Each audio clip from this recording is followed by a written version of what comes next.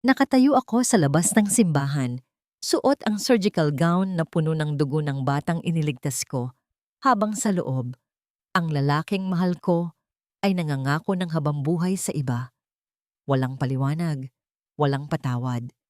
Pinalitan ako dahil lang pinili kong dugtungan ang buhay ng isang paslit kaysa maglakad sa altar sa tamang oras. Akala nila, tinapos nila ako ng gabing iyon. Pero hindi nila alam, ang dugong nasa kamay ko ang magiging susi ng aking tunay na kapalaran. Tinatanggap kita, Vanessa, bilang aking tanging iniirog, sa hirap at ginhawa, sa sakit at kalusugan, hanggang sa huling hininga. Ang bawat salita ay tumarak sa dibdib ni Doktor Amelia de los Santos na parang isang matalim na scalpel. Hindi para sa kanya ang mga pangakong iyon. Ang boses na yon, na minsang bumulong ng matatamis na pangarap sa kanya tuwing gabi, ay ngayoy nag-aalay ng sumpaan sa ibang babae. Nakatayo si Amelia sa bukana ng San Agustin Church. Hindi siya nakasuot ng puting trahe de boda na may mahabang belo na pinangarap niya simula pagkabata.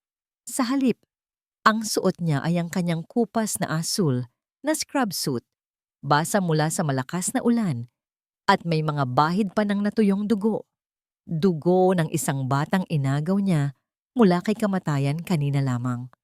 Ang malamig na hangin ng gabi ay humaplos sa kanyang basang balat, ngunit mas nanunuot sa buto ang lamig na naramdaman niya nang makita ang eksena sa altar. Si Jason, ang lalaking dapat ay pakakasalan niya ngayong hapon, ay nakahawak sa kamay ni Vanessa. Si Vanessa ang kababata nito na laging ipinapamukha sa kanya ni Doña Margarita na mas bagay sa kanilang angkan. Ilang oras pa lang ang nakalilipas, nasa loob siya ng operating room. Ang monitor ay tumutunog ng mabilis, senyales na ang puso ng batang pasyente na si Leo ay sumusuko na. Alam ni Amelia na huli na siya sa sarili niyang kasal. Ang telepono niya ay walang tigil sa pag-ilaw sa mesa. Puno ng mga galit na mensahe mula kay Jason at sa kanyang biyenan. Pero paano niya iiwan ang isang batang nakabukas ang dibdib sa operating table? Paano niya pipiliin ang sariling kaligayahan kapalit ng buhay ng isang inosente? Pinili niyang manatili. Pinili niyang dugtungan ang buhay ni Leo. At ang kapalit nito ay ang pagguho ng sarili niyang mundo. Dahan-dahang humakbang si Amelia papasok sa simbahan. Ang kanyang rubber shoes ay lumikha ng mahinang tunog sa makintab na sahig, sapat na upang agawin ang atensyon ng mga bisita sa likuran. Isa-isang lumingon ang mga ito. Ang mga bulungan ay parang huni ng mga bubuyog na unti-unting lumakas. Nakita niya ang pandidiri sa kanilang mga mata. Isang doktor na amoy antiseptic, magulo ang buhok at nanginginig sa ginaw na nangahasirain ang perpektong seremonya ng pamilya Alcantara. Napatigil ang pari sa pagsasalita. Si Jason ay dahan-dahang lumingon. Sa sandaling nagtama ang kanilang mga mata, naghahanap si Amelia ng pagsisisi o kahit kaunting awa. Ngunit wala siyang nakita, kundi takot. Takot hindi para sa kanya, kundi takot sa kanyang ina. Nanginginig ang mga tuhod ni Amelia. Tila anumang oras ay bibigay na ang kanyang katawan dahil sa pagod at sakit. Gusto niyang sumigaw. Gusto niyang itanong kung bakit. Paano nila nagawang palitan siya sa loob lamang ng 2 oras na pagkahuli. Ang kasal ba ay parang isang palabas sa teatro na kapag hindi dumating ang bida, kukuha na lang basta ng understudy para hindi masayang ang bayad sa venue. Amelia, mahinang sambit ni Jason. Akmang hahakbang palapit, ngunit mabilis siyang pinigilan ng isang kamay na puno ng mga kumikinang na alahas, si Doña Margarita. Tumayo ang ginang mula sa unahang upuan. Ang kanyang kasuotan ay gawa sa mamahaling seda na kulay ginto, na tila lalong nagpatingkad sa kanyang awtoridad. Hindi siya mukhang nagulat. Sa katunayan, may bahid ng tagumpay ang kanyang ngiti habang tinititigan si Amelia. Mula ulo hanggang paa, kinuha ni Doña Margarita ang mikropono mula sa pari. Ang tunog ng feedback ay umalingaw-ngaw sa buong simbahan na nagpatahimik sa lahat ng bulungan. Tingnan niyo nga naman, ang boses ng Donya ay matinis at puno ng lason. Bagamat nakangiti pa rin siya sa harap ng mga bisita, ang mabuting doktor ay nagpakita rin sa wakas. Naglakad palapit si Doña Margarita kay Amelia. Ang bawat hakbang nito ay puno ng pagmamalaki. Habang si Amelia ay nanatiling nakatayo, ang mga kamay ay mahigpit na nakakuyom sa laylayan ng kanyang maruming scrub suit. Ang amoy ng mamahaling pabango ng Donya ay sumampal sa kanya. Isang matinding kontradiksyon sa amoy ng ospital na nakakapit sa kanyang katawan. "Huli ka na, Hija," sabi ng Donya. Ang tono ay parang nakikipag-usap sa isang katulong na nakabasag ng plato. "Pero huwag kang mag-alala. Hindi namin hinayaang masira ang araw na ito dahil lang sa iyong kawalan ng disiplina. Nakahanap na kami ng babaeng marunong magpahalaga sa oras at sa pamilyang ito." Tiningnan ni Amelia si Vanessa na ngayon ay nakahawak sa tiyan nito ng bahagya, tila may ipinapahiwatig. Isang mapait na katotohanan ang unti-unting nabubuo sa isip ni Amelia.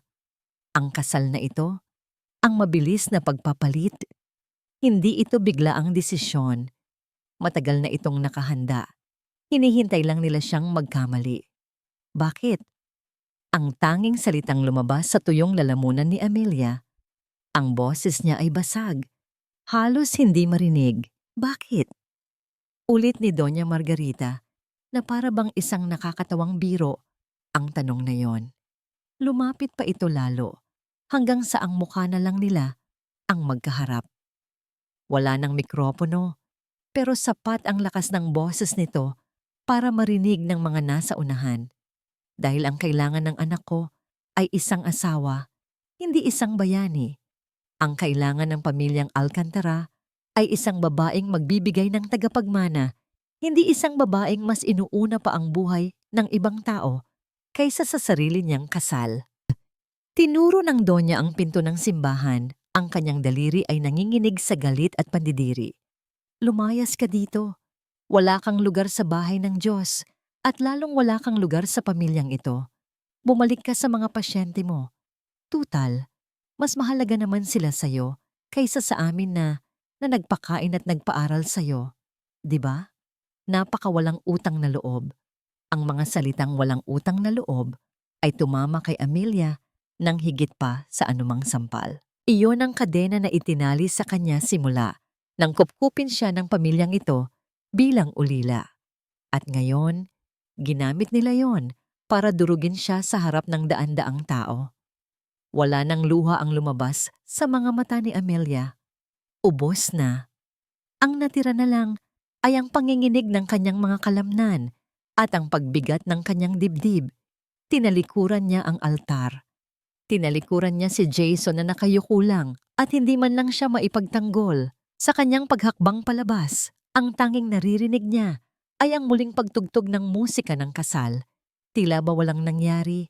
Tila ba isa lamang siyang basurang itinapon sa labas para magpatuloy ang kasiyahan sa loob? Ngunit hindi alam ni Amelia. Sa dilim ng gabi sa labas ng simbahan, may isang pares ng mga mata ang kanina pa nakamasid sa loob ng isang itim na sasakyan. Isang pares ng mga mata na nakasaksi sa lahat. Ang kanyang sakripisyo, ang kanyang pagdating, at ang kanyang pagkakadurog. At ang may-ari ng mga matang yon ay hindi basta-basta manonood lang. Ang malaking pinto ng simbahan ay dahan-dahang sumara. Tila isang dambuhalang pader na naghihiwalay sa dalawang magkaibang mundo. Sa loob, umaalingaw-ngawang tawanan at ang masayang tugtog ng organo. Sa labas, ang tanging kasama ni Amelia ay ang hagupit ng hangin at ang malamig na patak ng ulan na humahalo sa kanyang mga luha.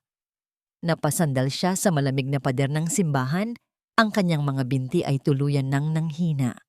Napaupo siya sa basang semento, yakap-yakap ang sariling tuhod. Ang dugong na tuyo sa kanyang suot na scrub suit ay unti-unting nabubura ng ulan.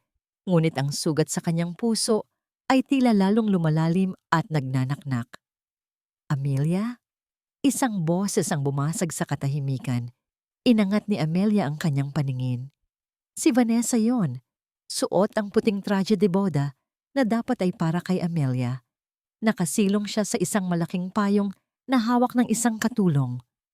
Ang kanyang mukha ay hindi bakas ng awa, kundi ng mapait na tagumpay. Bakit ka pa narito?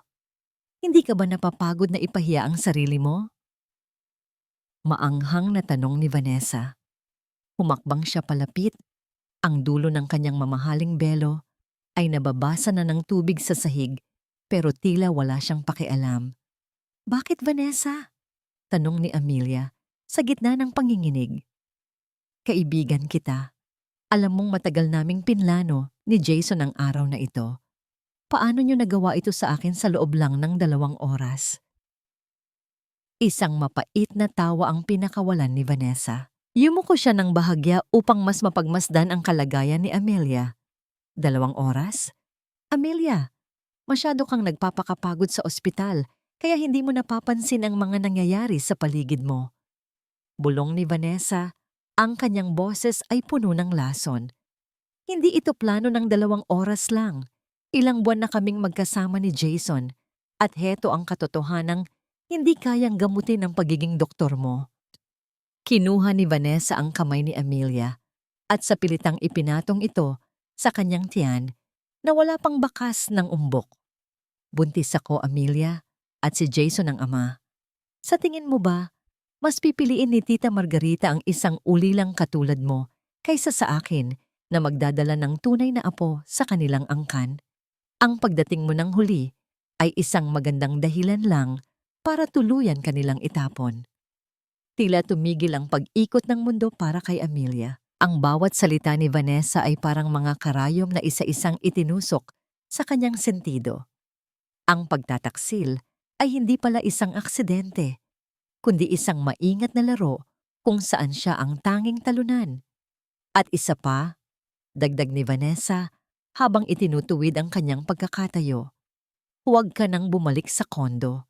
Pinapalitan na ni Tita ang lahat ng kandado, ang lahat ng gamit mo, ang mga lumang damit at libro mo. Nasa labas na ng gate, nababasa na rin ng ulan. Katulad mo, wala na silang halaga sa pamilyang ito. Tumalikod na si Vanessa at muling pumasok sa loob ng simbahan. Iniwan si Amelia na tulalang nakatitig sa kawalan. Wala na siyang bahay, wala na siyang pamilya. Ang ospital na itinuring niyang kanlungan ay hindi rin niya matakbuhan dahil sa pagod at hiya. Tumayo si Amelia ng pasuray-suray. Naglakad siya palayo sa simbahan, walang sapatos, at tanging ang lamig ng gabi ang yumayakap sa kanya. Ang ulan ay lalong lumakas, tila nakikidalamhati sa kanyang pag-iisa. Diyos ko, pagod na po ako. Bulong niya sa hangin. Wala na po akong matakbuhan. Sa gitna ng kanyang pagtangis, isang kakaibang katahimikan ang biglang bumalot sa kanya. Napansin ni Amelia na ang mga patak ng ulan na kanina ay humahampas sa kanyang mukha ay biglang tumigil, bagamat naririnig pa rin niya ang bagsak ng tubig sa paligid. Isang malaking itim na payong ang nakatabing sa kanya. Dahan-dahang inangat ni Amelia ang kanyang ulo. Sa gitna ng labo ng kanyang paningin dahil sa luha, nakita niya ang isang pares ng makintab na sapatos na balat. Ang kanyang tingin ay umakyat sa isang lalaking nakasuot ng mamahaling itim na Amerikana. Matangkad ang lalaki, may matikas na tindig, at ang kanyang mukha ay tila nililok mula sa matigas na bato. Malamig, ngunit may bakas ng matinding awtoridad. Ngunit ang pinakakapansin-pansin ay ang kanyang mga mata. Hindi ito puno ng pandidiri o pangungutya na nakita ni Amelia sa lahat ng tao kanina. Ang mga matang yon ay puno ng malalim na pagkilala at isang uri ng pangakong hindi pa nabibigkas. Doktora Amelia de los Santos. Ang boses ng lalaki ay malalim, baritono, at may kapangyarihang tila kayang magpatigil sa bagyo. Hindi nakasagot si Amelia. Nanatili siyang nakatingala. Ang kanyang mga labi ay nanginginig sa ginaw. Iniligtas mo ang buhay ng anak ko kanina. Patuloy ng lalaki.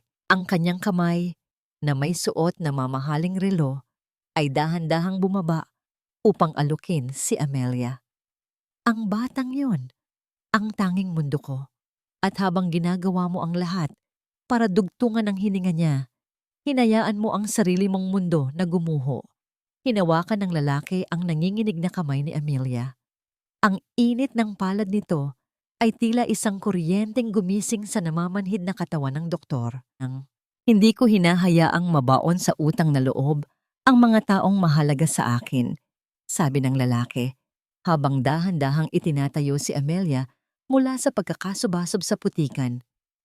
Mula sa sandaling ito, wala nang sino mang sasaktan ka, wala nang sino mang hahamak sa'yo. Sino ka? Mahinang tanong ni Amelia. Isang maliit na ngiti na halos hindi makita ang gumuhit sa mga labi ng lalaki.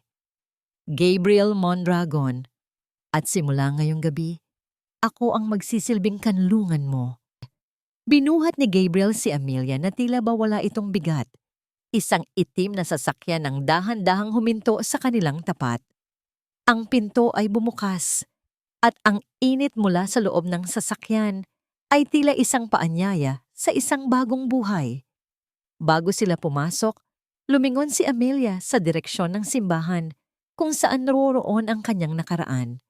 Ngunit sa pagkakataong ito, hindi na lungkot ang naramdaman niya, kundi isang kakaibang pakiramdam ng kaligtasan. Isinara ni Gabriel ang pinto ng sasakyan. Ang tunog ng pagsara nito ay tila huling tuldok sa masakit na kabanata ng buhay ni Amelia. At sa dilim ng sasakyan, habang nakabalot ang isang mainit na kumot sa kanyang balikat, naramdaman ni Amelia ang pagod na unti-unting nauuwi sa isang mahimbing na tulog. Walang mas masakit sa pakiramdam na ang tanging bitbit mo sa iyong pag-alis ay ang dugong hindi sa'yo at ang luhang para sa sarili mong pangarap. Sa loob ng mamahaling sasakyan ni Gabriel Mondragon, tanging ang mahinang ugong ng makina at ang hampas ng ulan sa labas ang maririnig. Nakasandal si Amelia sa malambot na upuang balat, nakabalot sa isang makapal at mabangong kumot na ibinigay ni Gabriel. Ngunit sa kabila ng init na bumabalot sa kanyang katawan, ang kanyang kalooban ay nananatiling nanginginig. Tumingin si Amelia sa kanyang mga kamay. Malinis na ang mga ito mula sa dugo ni Leo, ngunit tila nararamdaman pa rin niya ang lagkit nito, ang lagkit ng isang sakripisyong walang nakapansin, kundi ang lalaking katabi niya ngayon. Uminom ka muna nito. Isang mainit na tasa ng tsa ang iniabot sa kanya ni Gabriel. Bahagyang nagtama ang kanilang mga daliri at muling naramdaman ni Amelia ang kakaibang kuryente ng kapanatagan. Tumingin siya sa mga mata ni Gabriel. Ang mukha nito ay nananatiling seryoso, walang emosyong mababasa, ngunit ang bawat galaw nito ay puno ng pag-iingat, na tila ba isa siyang mamahaling porselana na malapit nang mabasag. Bakit mo ginagawa ito, Mr. Mondragon? Mahinang tanong ni Amelia. Hindi mo naman ako kailangang tulungan ng ganito. Trabaho ko ang iligtas ang anak mo. Umayos ng upo si Gabriel at tumingin sa labas ng bintana, kung saan mabilis na lumalampas ang mga ilaw ng lungsod ng Maynila. Maraming doktor ang gumagawa ng trabaho nila dahil sa pera o tungkulin, Dr. De Los Santos. Simula ni Gabriel, ang boses ay malalim at tila nanggagaling sa kailaliman ng kanyang pagkatao. Pero ikaw, ibinigay mo ang lahat. Isinakripisyo mo ang sarili mong dangal at kinabukasan para sa isang batang hindi mo naman kakilala. Sa mundong puno ng mga taong makasarili, ang isang katulad mo ay bihirang matagpuan. Huminga ng malalim si Gabriel bago muling humarap kay Amelia. Saka, hindi mo alam ang halaga ni Leo sa akin. Siya na lang ang natitira sa buhay ko pagkatapos mamatay ng asawa ko. Kung nawala siya, wala na rin akong dahilan para mabuhay. Natahimik si Amelia. Naramdaman niya ang bigat ng pighati sa boses ni Gabriel. Pareho pala silang may bitbit na sugat, bagaman magkaiba ang pinagmulan. Dumaan ang sasakyan sa tapat ng kondominium kung saan nakatira si Amelia.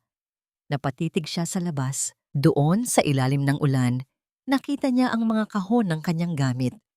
Ang kanyang mga paboritong libro sa medisina, ang kanyang mga damit, at maging ang kanyang lumang stethoscope ay nakakalat sa kalsada, basang-basa at tila mga basurang wala ng halaga.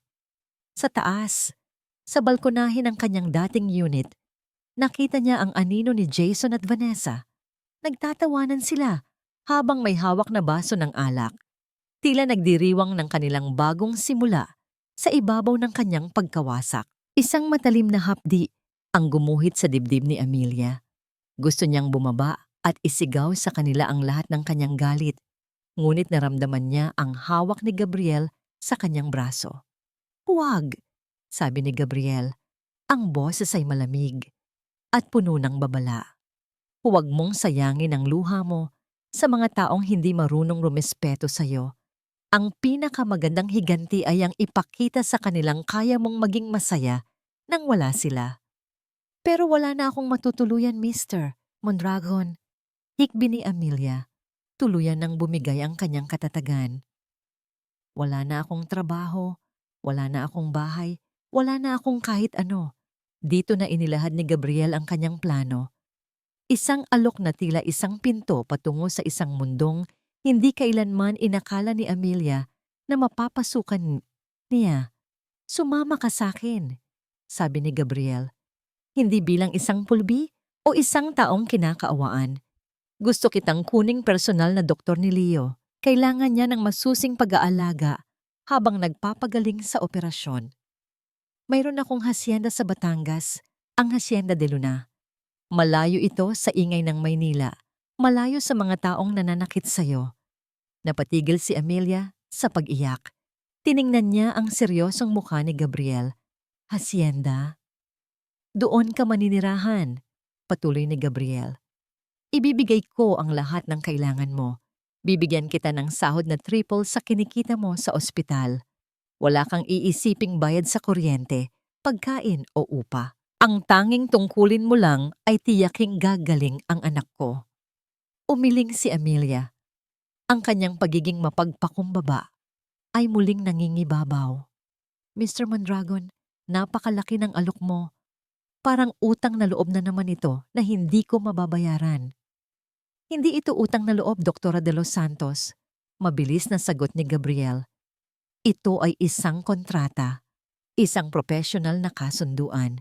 Tinutulungan mo akong iligtas ang anak ko at tinutulungan kitang buuin muli ang buhay mo. Walang sino man ang may utang sa kahit kanino dito." Sandaling nag-isip si Amelia. Tumingin siyang muli sa bintana, sa madilim at maulang kalsada ng Maynila na nagbigay sa kanya ng labis na sakit. Pagkatapos ay tumingin siya sa tapat ng kanyang upuan, kung saan mahimbing na natutulog si Leo sa kandungan ng isang nurse na kasama nila. Ang mukha ng bata ay napakaamo, puno ng pag-asa.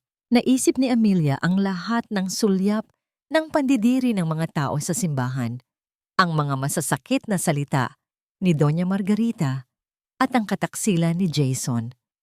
Wala na siyang babalikan dito. Ang Maynila ay naging isang malaking libingan ng kanyang mga pangarap. "Sige," mahinang sagot ni Amelia, ngunit may determinasyon na sa kanyang boses. "Sasama ako sa Hacienda de Luna." Isang bahagyang pagtango ang isinagot ni Gabriel. Kinuha niya ang kanyang telepono at may tinawagan. "Ihanda ang hacienda. Darating kami bago mag-umaga. At ihanda ang pinakamagandang silid para sa bagong doktor ni Leo." Habang unti-unting lumalayo ang sasakyan sa sentro ng lungsod, naramdaman ni Amelia ang bigat na dahan-dahang nawawala sa kanyang balikat.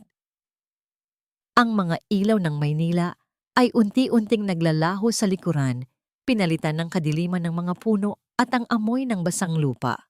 Ngunit sa gitna ng katahimikan, isang tanong ang naglaro sa isip ni Amelia. Sino ba talaga si Gabriel Mondragon? Bakit tila napakalawak ng kanyang kapangyarihan? At bakit sa kabila ng kanyang yaman, ay tila may anino ng matinding lungkot sa kanyang likuran? Habang papalapit sila sa probinsya, ang ulan ay unti-unti ring tumitila.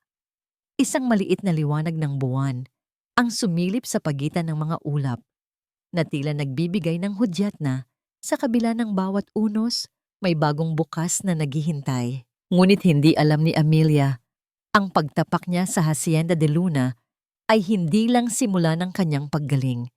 Ito rin ang magbubukas sa mga lihim na matagal nang nakabaon sa ilalim ng buwan, mga lihim na mag-uugnay sa kanya at kay Gabriel sa paraang hindi niya kailanman inaasahan. May mga lugar na tila itinuon ng tadhana para maging kanlungan ng mga pusong sugatan, habang dahan-dahang bumubukas ang dambuhalang pintuang bakal ng Hacienda de Luna. Naramdaman ni Amelia ang isang uri ng katahimikang hindi niya kailanman naramdaman sa maingay at magulong mundo ng Maynila. Ang sikat ng araw ay nagsisimula pa lamang sumilip sa pagitan ng mga bundok ng Batangas na nagbibigay ng ginintuang kulay sa malawak na taniman ng tubo na humahalimuyak sa tamis ng lupa at hamog. Ang sasakyan ay bumaybay sa isang mahabang kalsadang nalalatagan ng mga puting bato na napapalibutan ng matatandang puno ng nara na tila mga bantay sa gitna ng katahimikan. Sa dulo ng kalsada ay nakatayo ang isang mansyong yari sa bato at kahoy, isang pagsasanib ng sinaunang ganda at modernong luho. Ngunit sa kabila ng karingalan nito, may bakas ng kalungkutan ang bawat sulok ng bahay na tila ba matagal na itong hindi naririnig ang tunog ng halakhak. Nang huminto ang sasakyan, mabilis na lumapit ang ilang mga tauhan upang kunin ang mga kagamitan. Dahan-dahang bumaba si Gabriel at inalalayan si Amelia. Maligayang pagdating sa Hacienda de Luna, Dr. Delos Santos, sabi ni Gabriel. Ang kanyang boses, na dati ay malamig, ay tila naging malumanay sa ilalim ng liwanag ng umaga. Isang matandang babae na may maamong mukha at nakasuot ng malinis na duster ang patakbong lumapit sa kanila. Iyon si Nanay Sita, ang punong tagapangalaga ng mansyon. Jesus Mario Sep Gabriel, salamat sa Diyos at nakauwi na kayo ng ligtas. Bulalas ng matanda. Mabilis siyang lumapit sa sasakyan at tiningnan ang natutulog na si Leo. Ang apo ko, kumusta ang bata? Ligtas siya, nanay, dahil sa kanya. Turo ni Gabriel kay Amelia. Tumingin si Nanay Sita kay Amelia. Ang kanyang mga mata, na puno ng karunungan at pagmamahal, ay tila binabasa ang pagod at sakit na nakatago sa likod ng mga mata ng doktora. Hindi katulad ni Doña Margarita na tumitingin sa kanya bilang isang utang na loob. Ang tingin ni Nanay Sita ay tila isang yakap ng isang ina. Halika ka, Hija. Napakaganda mong bata. Pero tila bit-bit mo ang buong mundo sa iyong mga balikat, sabi ni Nanay Sita habang hinahawakan ang mga kamay ni Amelia. Pumasok na tayo. Ipaghahanda kita ng mainit na tsokolate at lugaw. Kailangan mong magpalakas. Pumasok si Amelia sa loob ng mansyon. Ang bawat hakbang niya sa makintab na nara ay tila naglalayo sa kanya sa alaala ng simbahan, ng ulan, at ng kataksilan ni Jason. Inakay siya ni Nanay Sita patungo sa ikalawang palapag. Ito ang magiging silid mo, Doktora Amelia. Katabi lang ito ng silid ni Leo para madali mo siyang mapuntahan. Paliwanag ng matanda habang binubuksan ang isang malaking pinto. Napaawang ang labi ni Amelia. Ang silid ay napakalawak. May malaking bintana na nakaharap sa hardin ng mga rosas. At may kama na natatakpan ng puting seda. Ang amoy ng sariwang bulaklak at bagong labang kumot ay humahalimuyak sa paligid. Masyado po itong maganda para sa akin, Nanay Sita. Mahinang sabi ni Amelia. Hija, ang isang taong nag-alay ng sariling kaligayahan para sa iba ay karapat-dapat sa lahat ng kagandahan sa mundo. Malambing na sagot ng matanda bago siya iniwan para maghanda ng pagkain. Makalipas ang ilang sandali, matapos makapagpalit ng malinis na damit na ipinahiram ni Nanay Sita, pumunta si Amelia sa silid ni Leo. Nakita niya ang bata na mahimbing na natutulog, nakakabit sa ilang portable monitor. Ang mga kagamitang medikal na hiningi ni Amelia ay maayos nang nakalatag sa paligid. Dahan-dahang lumapit si Amelia sa kama at tiningnan ang munting dibdib ng bata na bumabangon at bumababa sa bawat paghinga. Hinawakan niya ang pulso nito. Normal. Maayos ang daloy ng buhay. Salamat at nabuhay ka, Leo. Bulong niya sa bata. Dahil sa'yo, nabuhay din ako. Hindi lang siya ang nabuhay ngayong gabi, Amelia. Napalingon si Amelia sa pintuan. Nakatayo doon si Gabriel, nakasandal sa hamba ng pinto. Ang kanyang mga kamay ay nasa loob ng bulsa ng kanyang pantalon. Tinanggal na niya ang kanyang Amerikana at ang kanyang suot na puting polo ay bahagyang nakabukas sa may leeg na nagbibigay sa kanya ng mas malumanay na anyo. Ang hasyenda na ito, naging tahimik ito mula nang mamatay ang asawa ko. Pagpapatuloy ni Gabriel habang naglalakad palapit sa kama ni Leo. Tila nawala ang kaluluwa ng bahay na ito. Pero kanina, nang makita kitang kausap si Nanay Sita, tila may munting liwanag na muling nagningning. Naiilang na tumingin si Amelia sa ibang direksyon. Hindi siya sanay sa mga papuri, lalo na mula sa isang lalaking katulad ni Gabriel na tila kayang basahin ang kanyang bawat iniisip. Trabaho ko lang po ito, Mr. Mondragon. Gabriel, tawagin mo akong Gabriel. Utos nito, ngunit hindi sa paraang mapagmataas. Dito sa hasyenda, walang ranggo, pamilya ang turingan namin dito. Tumango si Amelia, bagaman ramdam niya ang bilis ng pintig ng kanyang puso. Nang makaalis si Gabriel, sinubukan ni Amelia na magpahinga sa kanyang sariling silid. Ngunit sa gitna ng katahimikan ng gabi, isang kakaibang tunog ang pumukaw sa kanyang pandinig. Isang malungkot na melodiya ng piano, ang tila lumulutang sa hangin, nanggagaling sa kabilang dulo ng mahabang koridor. Ang tugtog ay puno ng pighati. Bawat nota ay tila isang iyak na hindi mailabas ng bibig. Hindi mapigilan ni Amelia ang sarili na tumayo at sundan ang tunog. Narating niya ang dulo ng koridor kung saan may isang pintuang bahagyang nakabukas. Isang madilim na silid ang bumadya sa kanya. Ang tanging liwanag ay nanggagaling sa sinag ng buwan na tumatama sa isang malaking itim na piano. Doon, nakita niya si Gabriel. Nakayuko ito habang ang mga daliri ay dahan-dahang kumikilos sa ibabaw ng mga tiplado. Sa pagkakataong ito, wala ang matikas at makapangyarihang Gabriel Mondragon. Ang nakita ni Amelia ay isang lalaking wasak, isang amang nagdadalamhati, at isang taong tila matagal nang nakakulong sa sarili niyang bilangguan ng kalungkutan. Biglang napatigil ang tugtog. Lumingon si Gabriel sa direksyon ng pinto. Ang kanyang mga mata ay naniningkit sa dilim. Sino ang nariyan? Ang boses niya ay naging matigas muli, puno ng babala. Napaurong si Amelia. Naramdaman niya ang isang uri ng misteryo at panganib na nakabalot sa nakaraan ng lalaking nagligtas sa kanya. Nanatiling nakatayo si Amelia sa pintuan. Tila nanigas ang kanyang mga paa sa malamig na sahig ng koridor. Ang huling nota ng piano ay naglaho na, ngunit ang pait at pighati na iniwan nito ay tila nakakapit pa rin sa hangin. Sa loob ng silid, na tanging sinag ng buwan ang nagbibigay ng liwanag, nakita niya ang anino ni Gabriel. Balisang-balisa, ang kanyang mga kamay ay nakadiin pa rin sa mga tiplado ng piano. "I'm sorry, hindi ko sinasadyang makialam," mahinang sambit ni Amelia. Ang kanyang boses ay parang isang bulong sa gitna ng kadiliman. Dahan-dahang lumingon si Gabriel. Ang kanyang mga mata, na karaniwan ay puno ng kapangyarihan at awtoridad, ay tila nalunod sa pagod. Walang galit sa kanyang mukha, kundi isang uri ng pagkakalantad na tila ayaw niyang makita ng sinuman. "Hindi ka ba makatulog, Doktora De Los Santos?" tanong ni Gabriel. Iba ang tunog ng boses niya ngayon. Paos, tila galing sa isang taong matagal nang hindi nakakaramdam ng kapayapaan. "Narinig ko ang tugtog, masyadong malungkot," sagot ni Amelia habang dahan-dahang humahakbang papasok. Hindi niya alam kung bakit, pero naramdaman niyang kailangan siya ng lalaking ito sa sandaling iyon.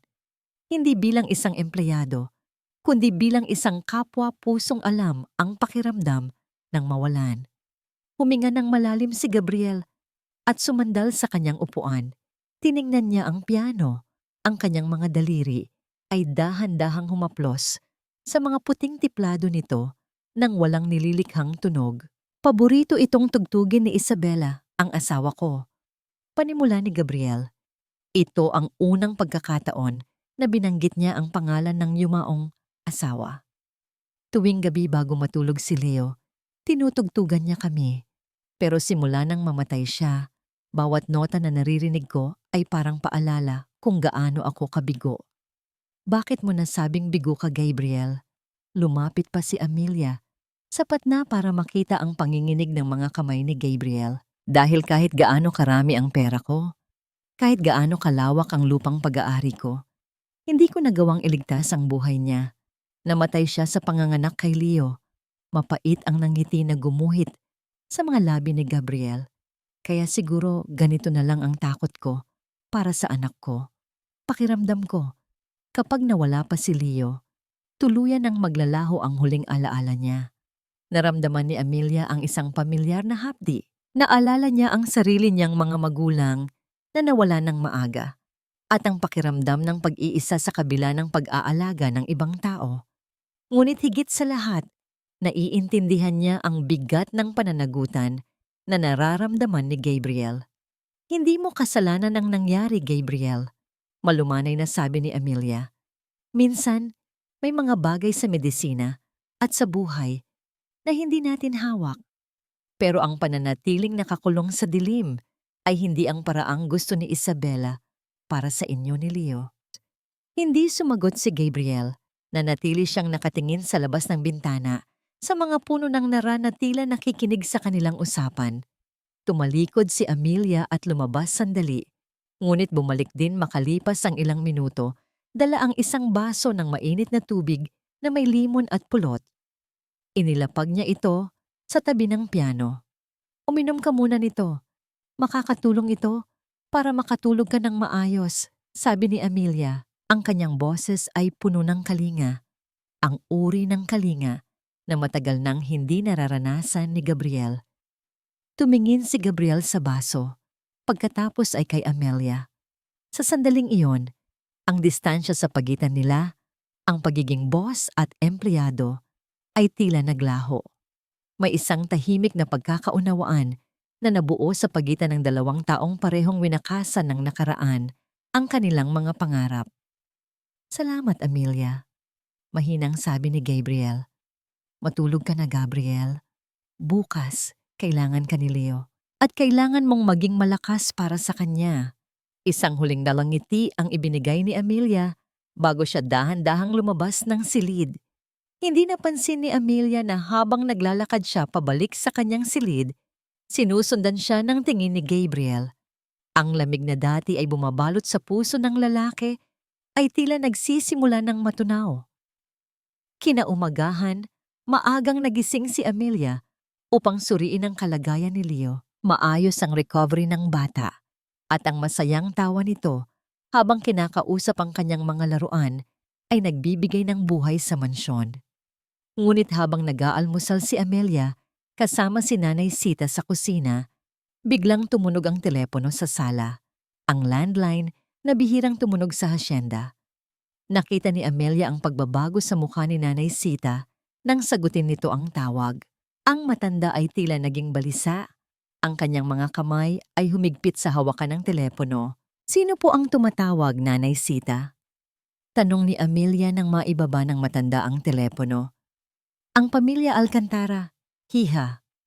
Bulong ni Nanay Sita, ang kanyang boses ay puno ng pag-aalala. Hinahanap ka nila.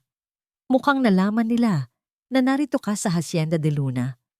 At ayon sa sekretarya ni Gabriel, papunta na rito ang dating biyenan mo. Nabitawan ni Amelia ang kanyang kutsara. Ang katahimikang natagpuan niya sa hasyenda ay biglang naglaho, pinalitan ng isang matinding kaba. Akala niya ay tapos na ang lahat. Ngunit tila ang anino ng kanyang nakaraan ay hindi pa handang pakawalan siya. Sa kabilang dulo ng mansyon, narinig ni Amelia ang tunog ng pagpihit ng pinto ng opisina ni Gabriel. Lumabas ang lalaki. Suot ang kanyang seryosong anyo. Ang kanyang mga mata ay naniningkit habang hawak ang isang cellular phone. Huwag kang matatakot, Amelia. Ang boses ni Gabriel ay muling naging matigas. Tila isang proteksyon na bumabalot sa buong bahay. Walang sino mang makakapasok sa pintuang ito na hindi ko pinahihintulutan. Ngunit alam ni Amelia, ang pagdating ng mga Alcantara ay hindi lang basta pagbisita. Ito ay isang deklarasyon ng digmaan na susubok sa kanyang bagong natagpuang katatagan. Ang bawat butil ng kanin na kinain mo, ang bawat sentimo ng matrikula mo, at maging ang telang ginamit sa iyong toga, lahat iyon ay may katumbas na halaga, Amelia. At ngayon, oras na para magbayad ka. Hawak ni Amelia ang isang puting sobre na may selyo ng isang kilalang law firm sa Maynila. Ang kanyang mga kamay ay nanginginig at ang bawat letra sa papel ay tila nagiging malabong anino dahil sa nagbabadyang luha. Hindi ito basta liham, ito ay isang imbentaryo ng kanyang buhay sa ilalim kwa Pamilya Alcantara.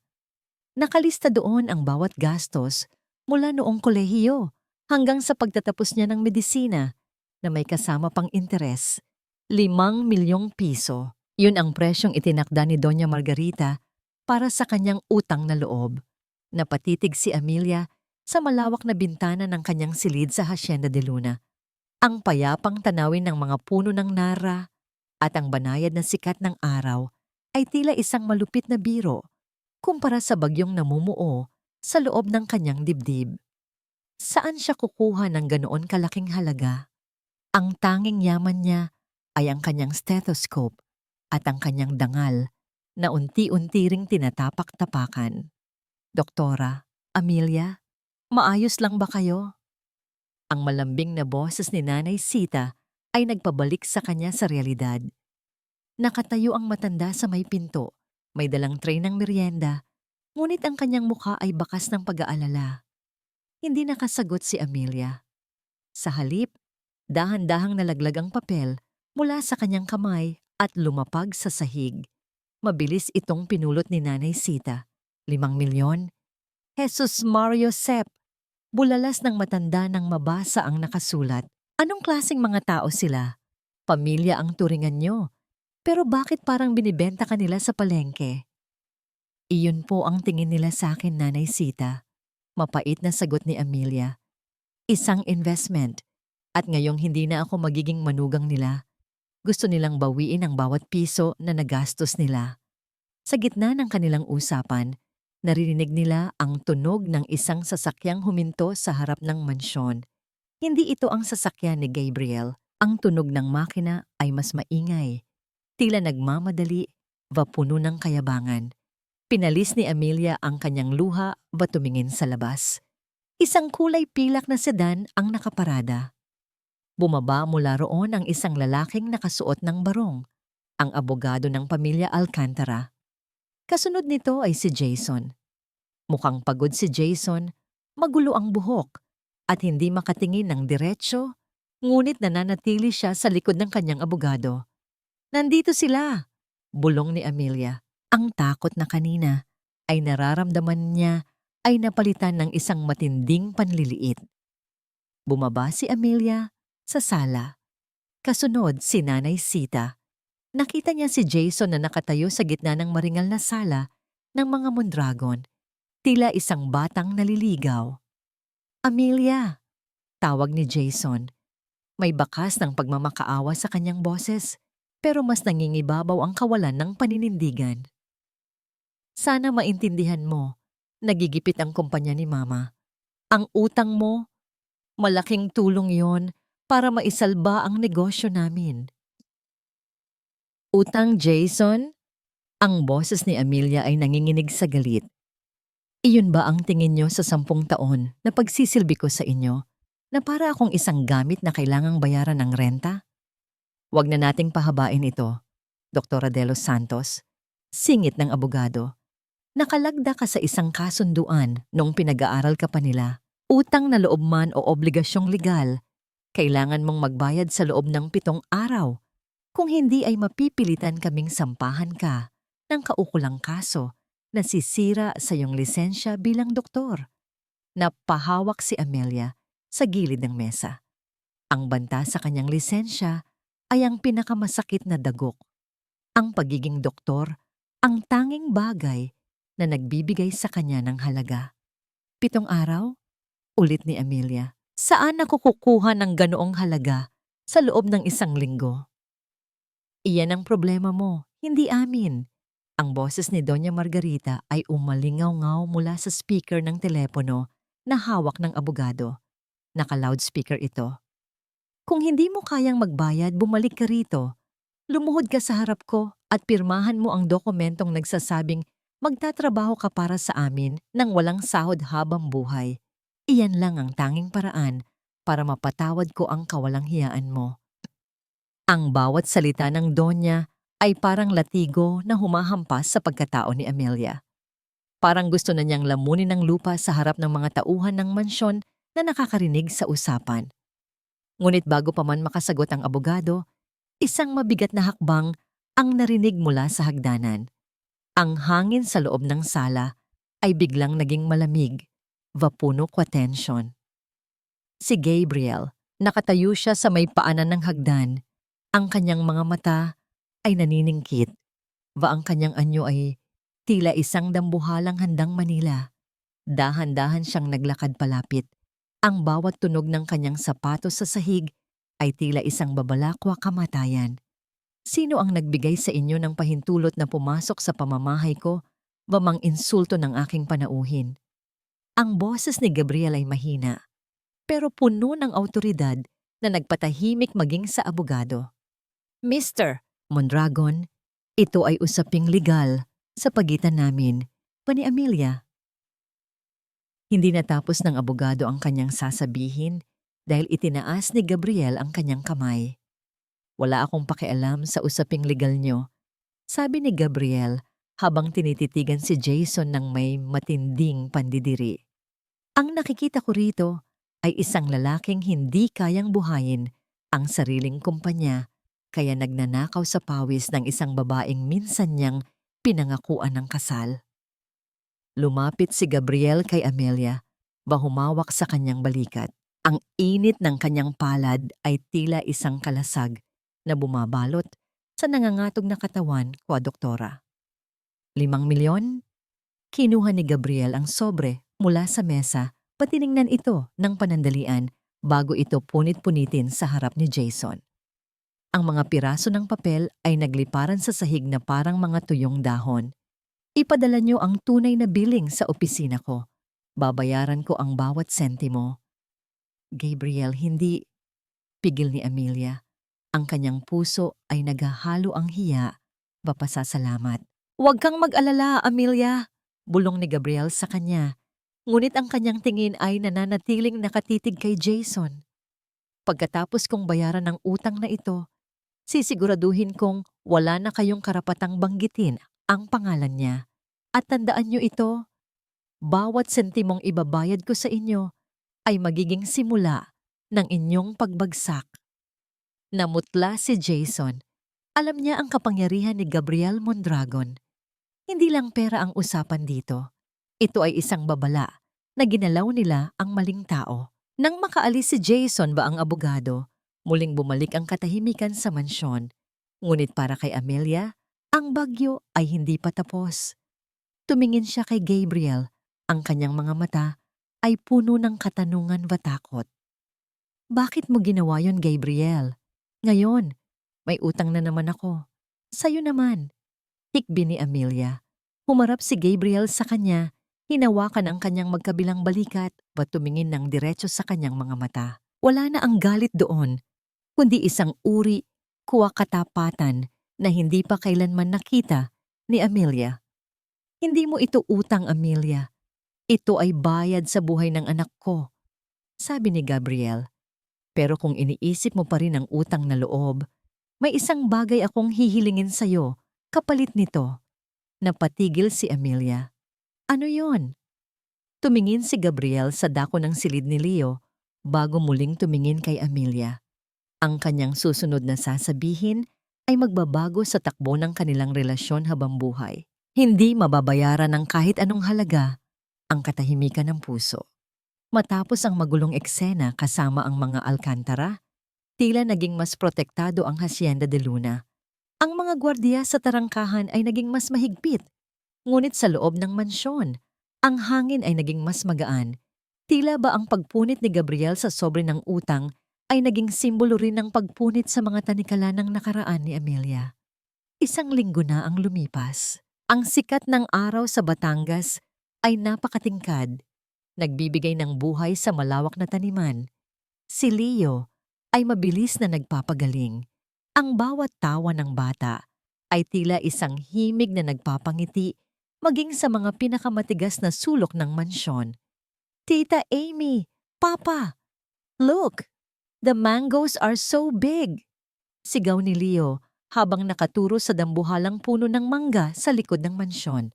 Nakangiting lumapit si Amelia sa bata. Suot niya ang isang simpleng puting bestido na abot hanggang tuhod at ang kanyang buhok ay nakatali ng maluwag. Yes, Leo, ang tawag dyan ay manggang kalabaw. Napakatamis niyan kapag hinog na. Nakatayo sa likuran nila si Gabriel. Nakasuot lamang siya ng simpleng t-shirt at maong, isang anyo na bihirang makita ng publiko. Ang kanyang mga mata ay hindi nakatingin sa puno, kundi sa masayang mukha ni Amelia. Sa unang pagkakataon, nakita ni Gabriel ang tunay na ngiti ng doktora. Isang ngiting hindi pilit. Isang ngiting tila nanggagaling sa isang pusong nagsisimula ng maghilom. Nanay Sita said we can have a picnic. Masiglang dagdag ni Leo. Please, Papa? Please, Tita Amy? Nagkatinginan si Gabriel at Amelia. May isang sandali ng pag-aalinlangan, ngunit nang makita nila ang kislap sa mga mata ng bata, wala silang nagawa kundi pumayag. Inilatag nila ang isang malaking banig sa ilalim ng malabay na puno ng mangga. Ang amoy ng damo at ang sariwang simoy ng hangin ay tila isang haplos ng kalikasan. Nagdala si Nanay Sita ng mga kakanin, malamig na juice at syempre ang mga bagong pitas na mangga. Habang masayang kumakain si Leo at nakikipaglaro sa kanyang paboritong aso, naiwan sina Gabriel at Amelia na nakaupo sa banig. Ang katahimikan sa pagitan nila ay hindi na nakakailang, kundi puno ng isang uri ng kapayapaan. Salamat sa pagpayag na manatili rito, Amelia. Panimula ni Gabriel. Ang kanyang boses ay tila sumasabay sa bulong ng hangin sa mga dahon. Hindi ko akalain na ang bahay na ito ay muling magkakaroon ng ganitong uri ng saya. Ako dapat ang magpasalamat, Gabriel, sagot ni Amelia habang tinititigan ang malawak na taniman. Binigyan mo ako ng higit pa sa trabaho. Binigyan mo ako ng pagkakataong makahinga ng hindi natatakot. Bahagyang humangin ng malakas at isang hinog na mangga ang dahan-dahang nalaglag mula sa itaas. Akmang kukunin ito ni Amelia nang bigla siyang mawalan ng balanse sa pagkakaupo dahil sa ugat ng puno.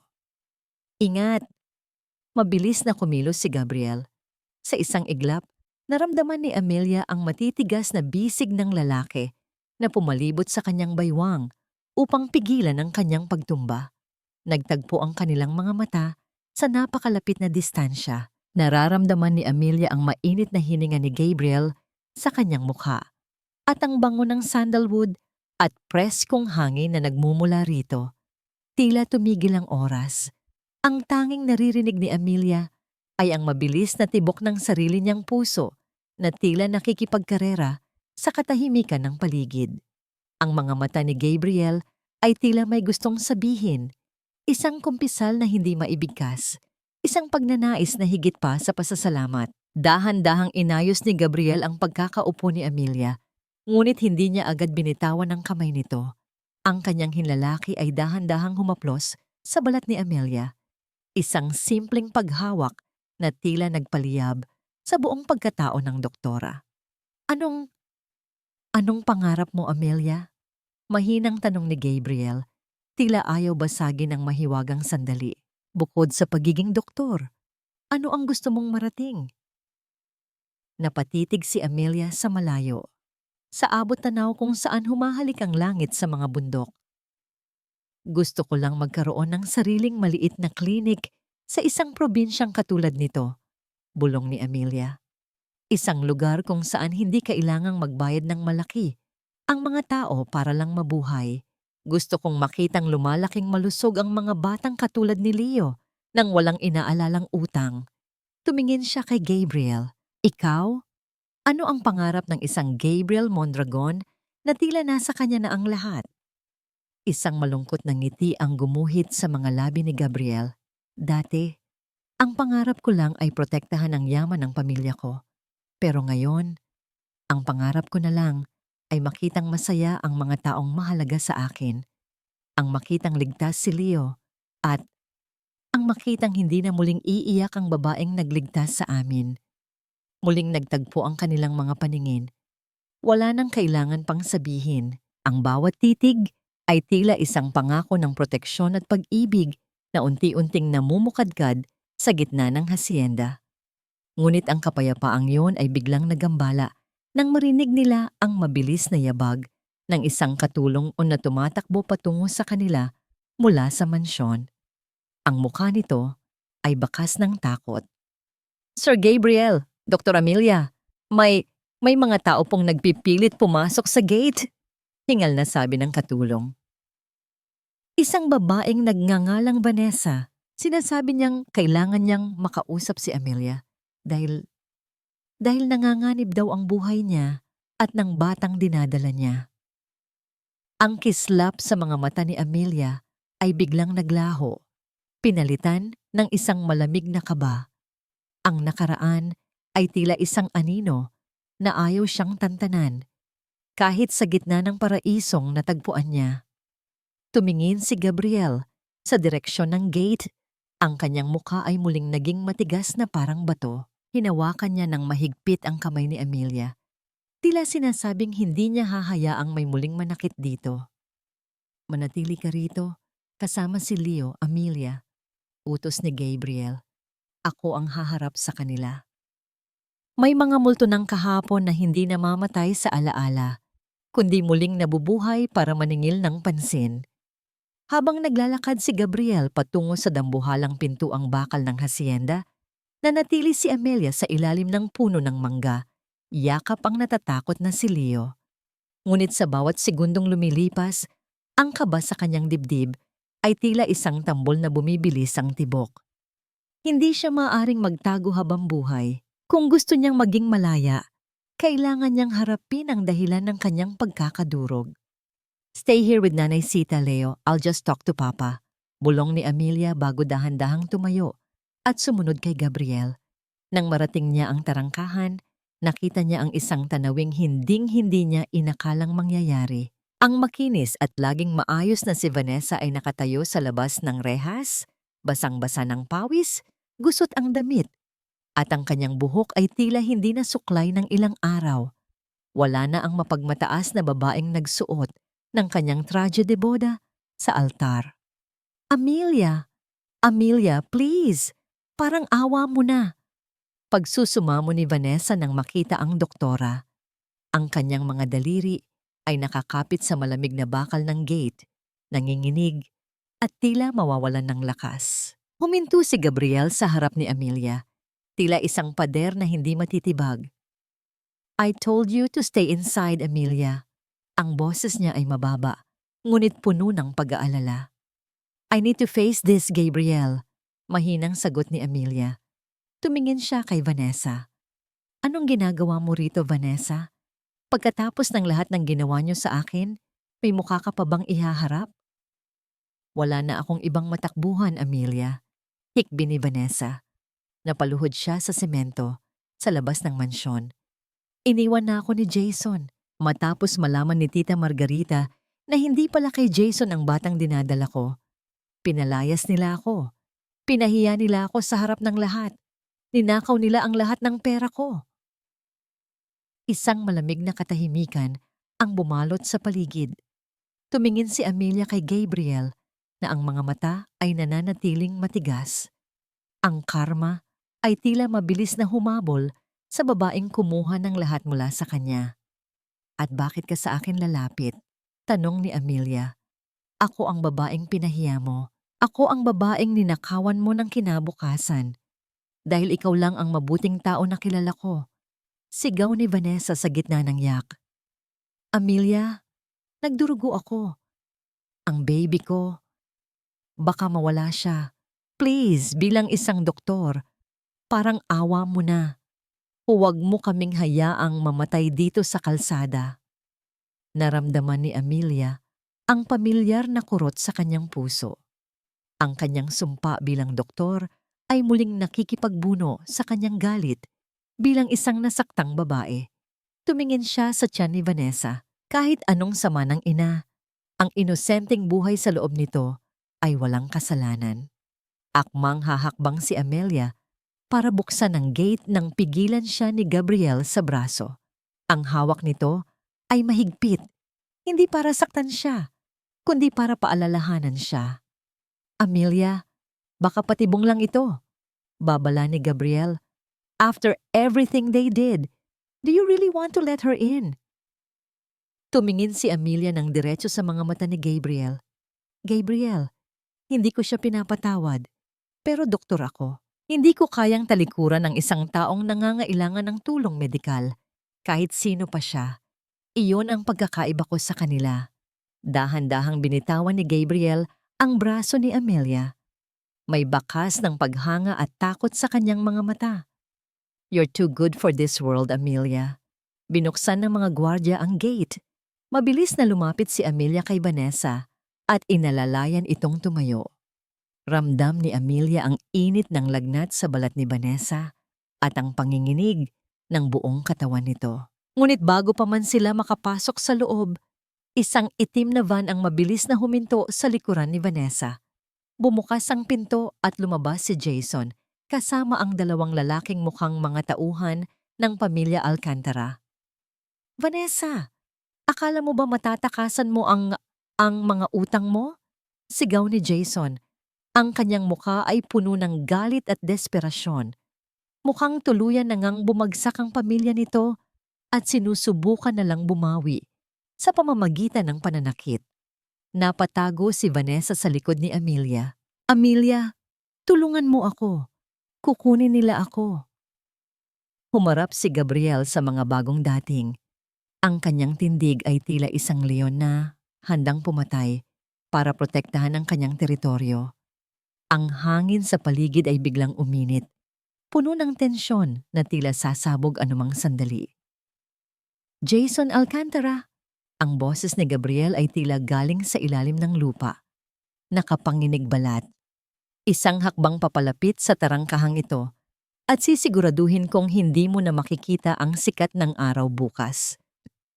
Napatigil si Jason. Tumingin siya kay Gabriel. Pagkatapos ay kay Amelia na ngayon ay matapang na nakatayo at hindi na yumuyuko sa harap niya. Amelia, ibibigay mo sa amin ang babaeng yan. Ninakawan niya kami. Sigaw ni Jason, ngunit ang kanyang boses ay nanginginig na sa takot kay Gabriel. Wala kang makukuha rito, Jason, sagot ni Amelia. Ang kanyang boses ay kalmado, ngunit kasing tigas ng bakal. Wala ka ng kapangyarihan sa akin at lalong wala kang karapatang maghahasik ng gulo sa Hacienda de Luna. Lumayas kayo bago pa maubos ang pasensya ng taong nagmamay-ari ng lupang ito. Tumalikod na si Amelia at inakay si Vanessa papasok, habang si Gabriel ay nanatiling nakatayo sa gate, tila isang higanting anino na humaharang sa anumang masamang balak ni Jason. Sa loob ng mansyon, habang inaalagaan ni Amelia si Vanessa, isang katotohanan ang malinaw na lumutang. Ang nakaraan ay hindi na kailanman magkakaroon ng puwang sa kanyang kasalukuyan.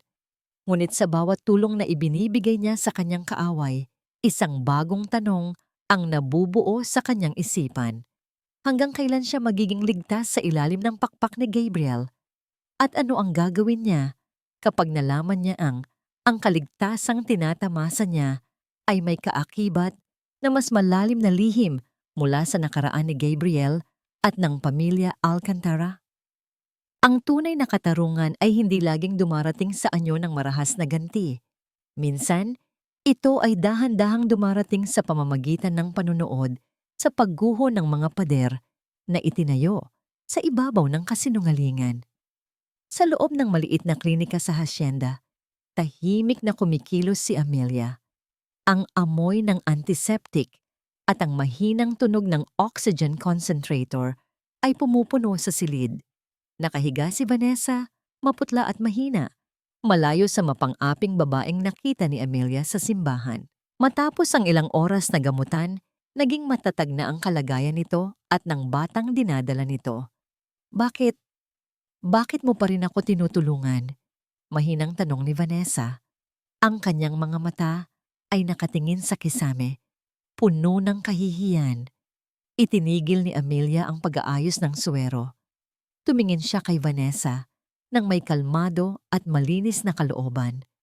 Dahil doktor ako, Vanessa, at dahil hindi ako katulad nyo, kung hinayaan kitang mamatay sa labas ng gate na yon, magiging kasing sama lang ako ng pamilya Alcantara. Napahikbi si Vanessa. Wala na silang pera, Amelia. Si Tita Margarita, nag-invest siya sa mga pekeng kumpanya sa ibang bansa dahil sa kasakiman. Si Jason, ginamit ang lahat ng pondo ng kumpanya para lang mapanatili ang marangyang buhay namin. Ngayong gabi, kinuha na ng bangko ang bahay at ang kondominium. Hindi nakaramdam ng katuwaan si Amelia. Ang tanging naramdaman niya ay ang isang malalim na buntong hininga ng paglaya. Ang mga bagay na dati ay nagpapaliit sa kanya. Ang pera ng mga Alcantara, ang kanilang kapangyarihan, ay naglaho na parang bula. Lumabas si Amelia ng klinika at natagpuan si Gabriel sa balkonahe, nakatingin sa madilim na taniman ng tubo. May hawak siyang tablet kung saan nakikita ang mga balita sa mundo ng negosyo. It's official, sabi ni Gabriel nang hindi lumingon. The Alcantara Group has filed for bankruptcy. Ang lahat ng kanilang ari-arian ay isa sa ilalim sa liquidation simula bukas. Lumapit si Amelia at tumayo sa tabi niya. Ang malamig na simoy ng hangin ay humahaplos sa kanyang mukha. Ikaw ang gumawa nito, di ba? Dahan-dahang humarap si Gabriel sa kanya. Ang liwanag ng buwan ay nagbibigay ng misteryosong anino sa kanyang matikas na mukha. I only accelerated the inevitable, Amelia. Ang mga taong nagtatayo ng kaharian sa pamamagitan ng pagtapak sa iba ay laging babagsak. Binili ko ang lahat ng kanilang utang. Sa madaling salita, ako na ang may-ari ng lahat ng natitirang ari-arian nila. Napaawang ang labi ni Amelia. Ang kapangyarihan ni Gabriel ay higit pa sa kanyang inakala. Anong gagawin mo sa kanila? Tanong ni Amelia. Hahayaan ko silang mabuhay sa paraang itinrato kanila. Malamig na sagot ni Gabriel. Walang pera, walang dangal, at walang matakbuhan. Maliban na lang kung gusto mong magpakita ng awa. Umiling si Amelia. Ang awa ko ay para sa mga taong nagkamali, pero may puso. Ang pamilya Alcantara ay walang puso, Gabriel. Hayaan na natin sila sa tadhana nila. Gusto ko na lang mag-focus sa paggaling ni Leo at sa sarili ko. Isang bahagyang ngiti ang gumuhit sa mga labi ni Gabriel. Ibinaba niya ang kanyang tablet at hinawakan ang kamay ni Amelia. Iyan ang gusto ko sa'yo, hindi ka nagpapakalunod sa galit ng nakaraan. Naglakad silang dalawa patungo sa silid ni Leo. Pagbukas ng pinto, nakita nila ang bata na gising na at nagbabasa ng isang picture book. Nang makita sila, agad itong ngumiti ng malawak. Tita Amy, Papa, look! I drew a picture of us. Masayang sabi ni Leo. Ipinakita ng bata ang isang simpleng drawing. 3 tao ang naroon. Isang matangkad na lalaki, isang babaeng may stethoscope, at isang maliit na bata. Lahat sila ay magkakahawak kamay sa harap ng isang malaking bahay sa ilalim ng buwan. Naramdaman ni Amelia ang pag-init ng kanyang mga mata. Sa simpleng drawing na yon, nakita niya ang pangarap na matagal na niyang kinalimutan. Ang magkaroon ng tunay na pamilya na hindi nakabatay sa utang na loob, kundi sa tunay na pagmamahal. Tita Amy will stay here forever, right, Papa? Tanong ni Leo. Ang kanyang mga mata ay puno ng pag-asa. Napatitig si Gabriel kay Amelia. Ang tensyon sa pagitan nila ay muling bumalik. Ngunit sa pagkakataong ito, hindi ito dahil sa panganib. Ito ay isang uri ng tensyon na puno ng pangako. Iyon din ang gusto kong itanong kay Tita Amy mo, Leo. Mahinang sabi ni Gabriel. Ang kanyang boses ay puno ng emosyon.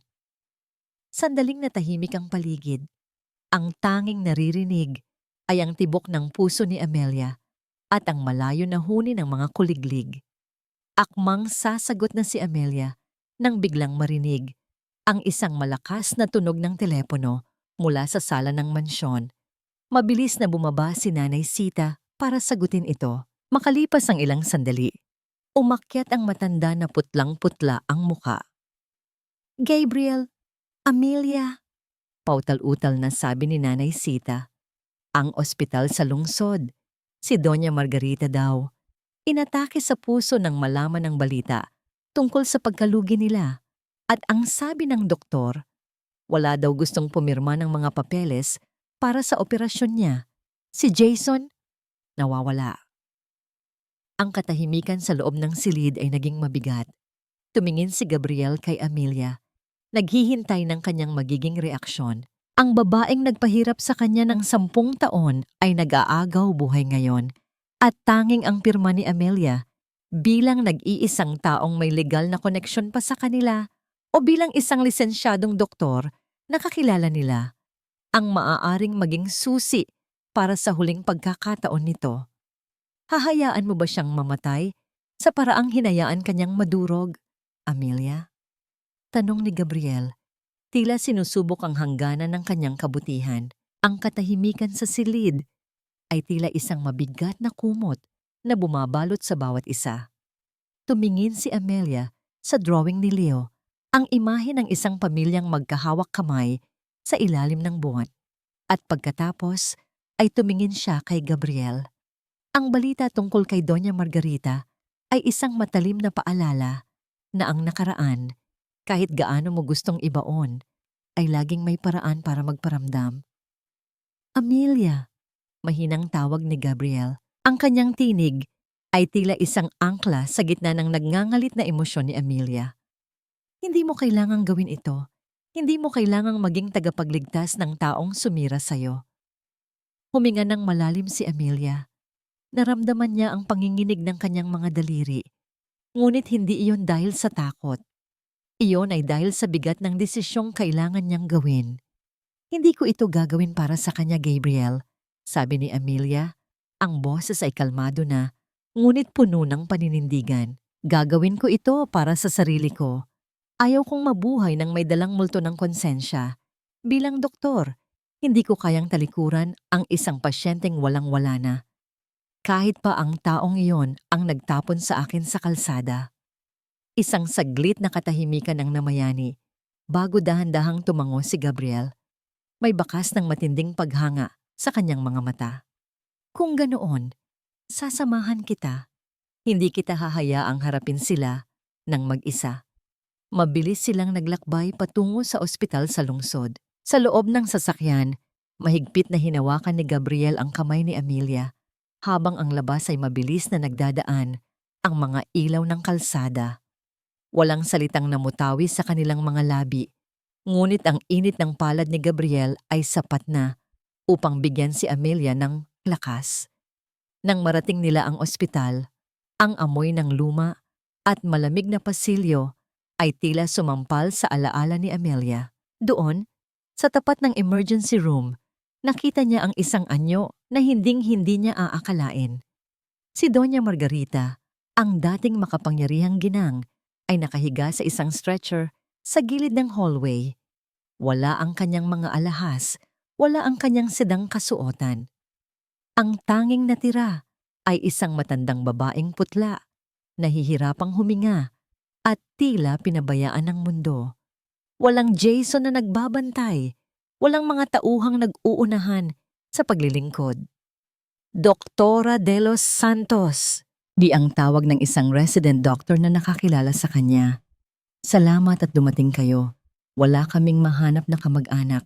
Kailangan niya ng emergency surgery, kundi ay tuluyan na siyang mawawala. Tumingin si Amelia sa babaeng nagpahirap sa kanya ng 10 taon. Nakita niya ang bawat linya sa mukha nito, ang bawat bakas ng kasamaang nagawa nito sa kanya.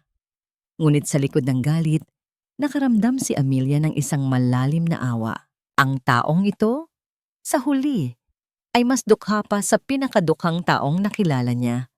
Dahan-dahang kinuha ni Amelia ang panulat at nilagdaan ang mga papeles bilang attending physician at tagapangasiwa. Ang bawat hagod ng panulat ay tila isang pagputol sa huling hibla ng utang na loob na itinali sa kanya ng pamilya Alcantara. "Iligtas niyo siya," sabi ni Amelia sa doktor. "Huwag niyo siyang hayaang mamatay nang hindi nararamdaman kung paano maging tao muli." Matapos ang operasyon, lumabas si Amelia sa balkonahe ng ospital upang huminga ng sariwang hangin. Ang madaling araw ay nagsisimula nang magbigay ng kulay sa langit. Ramdam niya ang pagod sa kanyang buong katawan, ngunit ang kanyang puso ay mas magaan kaysa dati. "Tapos na, Amelia." Ang boses ni Gabriel ay malapit sa kanyang likuran. Ramdam niya ang init ng katawan nito nang tumabi ito sa kanya. "Oo, Gabriel, tapos na," bulong ni Amelia. "Wala na akong galit, wala na akong utang, malaya na ako." Dahan-dahang humarap si Gabriel sa kanya. Ang kanyang mga mata ay nananatiling nakatitig sa mukha ni Amelia, tila binibilang ang bawat kurap ng mga mata nito. Inangat ni Gabriel ang kanyang kamay at dahan-dahang hinaplos ang pisngi ni Amelia. Ang haplos na yon ay hindi basta pagpapatahan. Ito ay isang kumpisal ng damdaming matagal nang ikinukubli. "Amelia, noong gabing nakita kita sa labas ng simbahan, akala ko ikaw ang nangangailangan ng tagapagligtas," sabi ni Gabriel. Ang boses ay bahagyang nanginginig sa emosyon.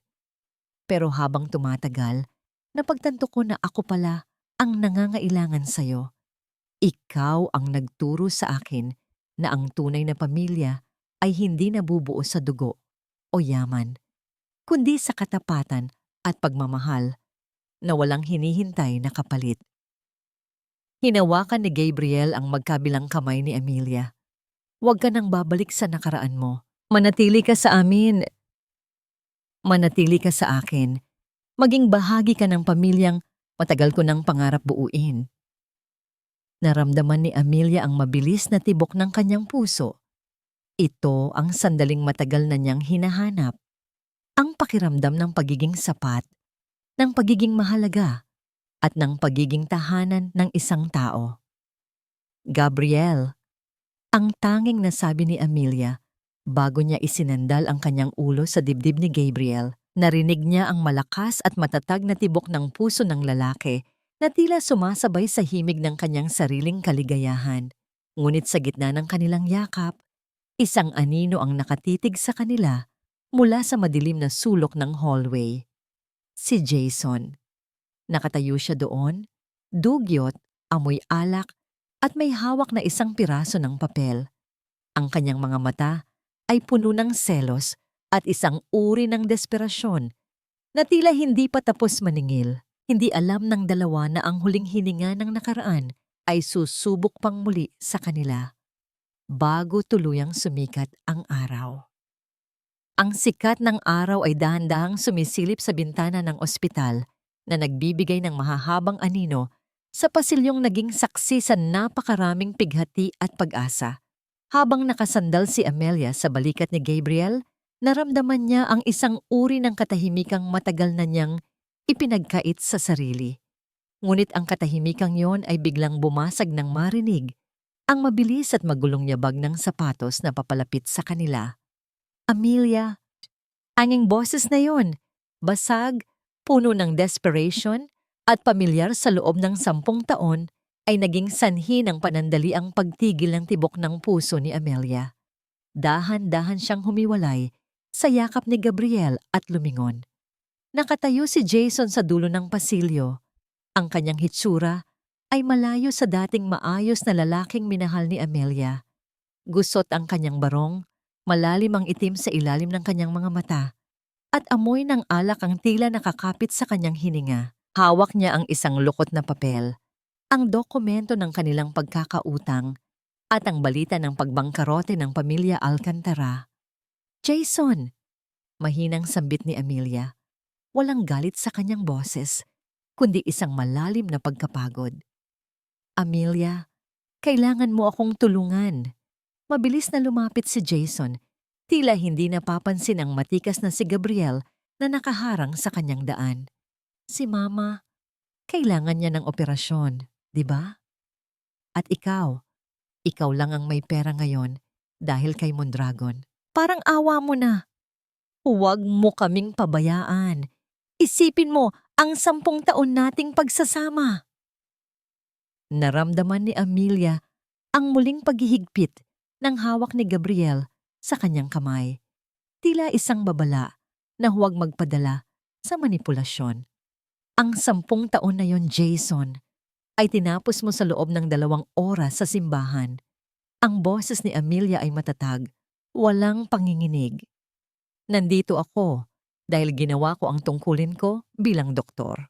Iniligtas ko ang buhay ng nanay mo dahil iyon ang tama. Hindi dahil may utang pa ako sa inyo. Pero wala na kaming matuluyan. Kinuha na ng bangko ang lahat. Sigaw ni Jason. Ang kanyang desperasyon ay nauuwi sa galit. Tumingin siya kay Gabriel ng may pandidiri. Ano ba ang ibinigay niya sa'yo na hindi ko naibigay? Pera? Kapangyarihan? Ganyan ka na ba kadesperada, Amelia? Isang mabigat na katahimikan ang namayani.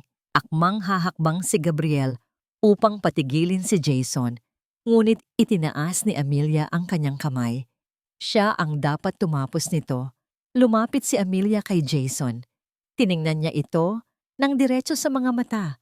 Ang mga matang dati ay tinitingnan niya ng may pagsamba, ngunit ngayon ay tila tinitingnan niya na lamang ang isang estranghero.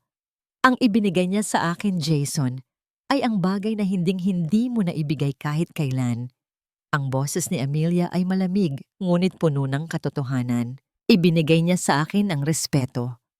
Ibinigay niya sa akin ang halaga ng walang kapalit na utang na loob. Pinili niya ako sa gitna ng unos, habang ikaw, pinili mong itapon ako nang dumating ang pagkakataong mas kumita ka sa iba.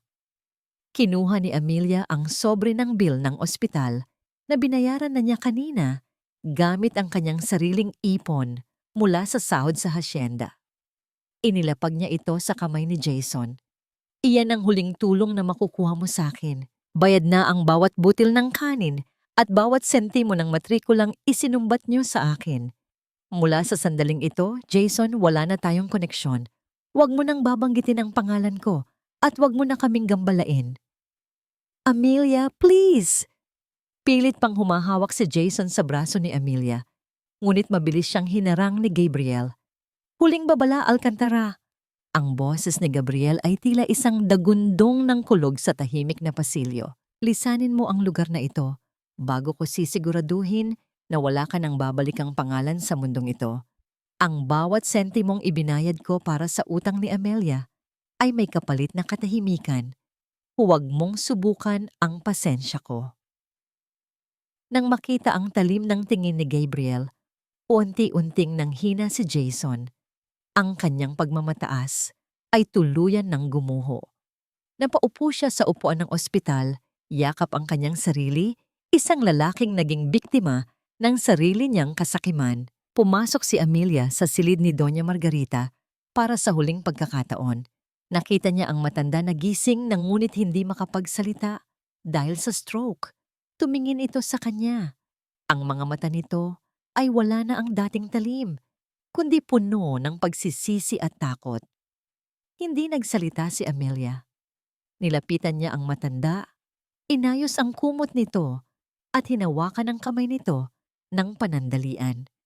Pinatatawad ko na kayo, bulong ni Amelia. Hindi dahil karapat-dapat kayo, kundi dahil karapat-dapat ako sa kapayapaan. Tumalikod na si Amelia at lumabas ng silid. Doon, naghihintay si Gabriel sa may pintuan. Hindi na kailangan ng mga salita. Inakay siya ni Gabriel palabas ng ospital. Sa labas, ang hangin ng madaling araw ay sariwa at malamig. Ang langit ay unti-unti nang nagkakaroon ng kulay, rosas at lila. Ang hudyat ng bagong simula. Naramdaman ni Amelia ang pagbagsak ng huling patak ng luha mula sa kanyang mga mata. Ngunit sa pagkakataong ito, hindi ito luha ng sakit. Ito ay luha ng paglaya. Handa ka na bang umuwi? Tanong ni Gabriel habang binubuksan ang pinto ng sasakyan para sa kanya. Uuwi na tayo, Gabriel. Nakangiting sagot ni Amelia. Sa hacienda. Sa tahanan natin. Habang umaandar ang sasakyan palayo sa ospital at sa lahat ng alaala ng Maynila, naramdaman ni Amelia ang bigat na tuluyan ng naglaho. Ang nakaraan ay isa na lamang malabong anino sa likuran, habang sa harapan, ang buong buhay niya ay naghihintay na mabigyan ng bagong kulay. Ang Hacienda de Luna ay hindi na lamang isang lugar ng pagtatago. Ngayon, ito ay naging saksi sa muling pagsilang ng mga pangarap. Ang bawat sulok ng mansyon na dati ay nababalot ng ulan at tuling ng nakaraan ay tila nagliliwanag na ngayon sa ilalim ng ginintuang sikat ng araw ng Batangas. Ilang buwan na ang lumipas simula ng gabing iyon sa ospital. Ang bakuran ng mansyon ay punong-puno ng makukulay na banderitas at mga bulaklak. Ngayon ang ikapitong kaarawan ni Leo. At ang selebrasyon ay hindi lamang para sa kanyang edad, kundi para sa kanyang ganap na paggaling. Tita Amy! Tita Amy! Look at my cake! Sigaw ni Leo habang tumatakbo patungo kay Amelia. Nakangiting sinalubong ni Amelia ang bata. Suot niya ang isang asul na bestido na tila kulay ng langit, at ang kanyang mukha ay wala ng bakas ng pagod o takot. Binuhat niya ang bata at hinalikan sa pisngi. Ang masayang halakhak ni Leo ay umalingaw-ngaw sa buong bakuran, isang tunog na nagpapagaan sa kalooban ng lahat ng nakakarinig. Napakagwapo ng birthday boy namin, puri ni Amelia. Sa kabilang dako, nakita ni Amelia si Nanay Sita na abalang nag-aayos ng mga pagkain kasama ang iba pang mga tauhan ng hacienda. Ang tawanan at kwentuhan ay tila isang musikang bumabalot sa kapaligiran. Wala rito ang pilit ng ngiti ng mga alta sosyedad sa Maynila. Ang narito ay tunay na pagkakaisa at kagalakan. Dr. Amelia, handa na ang lahat sa hardin. Bulong ni Nanay Sita nang dumaan ito sa tabi niya, may kasamang makahulugang kindat. Nagtaka si Amelia, ngunit sumunod siya sa direksyon ng malaking puno ng mangga, kung saan sila unang nagkaroon ng picnic. Pagdating niya roon, wala ang ingay ng handaan. Ang tanging naririnig ay ang banayad na kaluskos ng mga dahon sa hangin at ang huni ng mga ibon. Nakatayo doon si Gabriel, nakatingin sa malayo. Nakasuot siya ng puting linen shirt. Mukhang presko at mas bata kaysa noong una silang magkita. Nang marinig ang yabag ni Amelia, dahan-dahan siyang lumingon. Ang kanyang mga mata ay puno ng isang uri ng ningning na tila tanging kay Amelia lamang inilalaan. Gabriel, akala ko ba ay magsisimula na ang party ni Leo sa harap? Tanong ni Amelia habang lumalapit. Ngumiti si Gabriel at hinawakan ang mga kamay ni Amelia. Hiningi ko ang pahintulot ni Leo na hiramin ka muna sandali. May mahalaga akong gustong sabihin sa'yo, Amelia. Hinatid ni Gabriel si Amelia sa ilalim ng puno, kung saan may isang maliit na mesa na may florera ng mga sariwang rosas. Amelia, dinala kita rito sa hacienda na wasak ang puso at puno ng sugat. Panimula ni Gabriel, ang kanyang boses ay malalim at tila nanginginig sa katapatan. Akala ko, ang pagligtas mo kay Leo ang dulo ng utang na loob ko sa'yo. Pero nagkamali ako. Sa bawat araw na kasama kita, sa bawat pag-aalaga mo sa amin, ikaw pala ang nagligtas sa akin mula sa dilim na matagal ko nang pinili. Kinuha ni Gabriel ang isang maliit na kahon mula sa kanyang bulsa. Narinig ang mahinang tunog ng pagbukas nito at bumadya ang isang singsing na may simpleng disenyo. Isang maningning na sapphire na napapalibutan ng maliliit na diamante. Noong gabing iyon sa simbahan, hindi mo na isuot ang singsing na inakala mong para sa'yo. Patuloy ni Gabriel habang dahan-dahang lumuluhod sa harap ni Amelia. Ngayon, gusto kong ibigay sa'yo ang singsing na ito. Hindi ito simbolo ng utang na loob. Hindi rin ito para sa isang obligasyon. Ito ay simbolo ng aking pangako na mula sa araw na ito, hindi ka na muling maglalakad ng mag-isa sa ulan. Naramdaman ni Amelia ang pag-init ng kanyang mga mata. Ang bawat salita ni Gabriel ay tila isang haplos sa kanyang kaluluwa. Doktora Amelia de los Santos, ang babaeng may pinakamagandang puso na nakilala ko. Papayag ka bang maging asawa ko? Papayag ka bang maging nanay ni Leo at bumuo ng tunay na tahanan kasama ako? Hindi na nakapagsalita si Amelia. Ang kanyang mga luha ay malayang pumatak, ngunit sa pagkakataong ito, ang bawat patak ay puno ng tamis at pasasalamat. Tumango siya ng paulit-ulit habang nakangiti sa gitna ng pag-iyak. "Oh, Gabriel, tinatanggap ko," bulong ni Amelia. Dahan-dahang isinuot ni Gabriel ang singsing sa daliri ni Amelia. Ang kislap nito ay tila sumasabay sa kislap ng pag-asa sa kanilang mga puso. Tumayo si Gabriel at niyakap ng mahigpit si Amelia. Isang yakap na tila nagsasabing ligtas na ang lahat, natapos na ang panahon ng pagdurusa. Biglang narinig ang isang masayang sigaw mula sa likuran ng mga halaman. "Yes! Tita Amy is my real mommy now." Sigaw ni Leo habang patakbong lumalapit sa kanila. Kasunod si Nanay Sita na nagpupunas din ng luha sa tuwa. Binuhat ni Gabriel si Leo at silang tatlo ay nagkayakap sa ilalim ng puno ng mangga. Ang eksenang ito ay mas maganda pa sa anumang drawing na iginuhit ni Leo.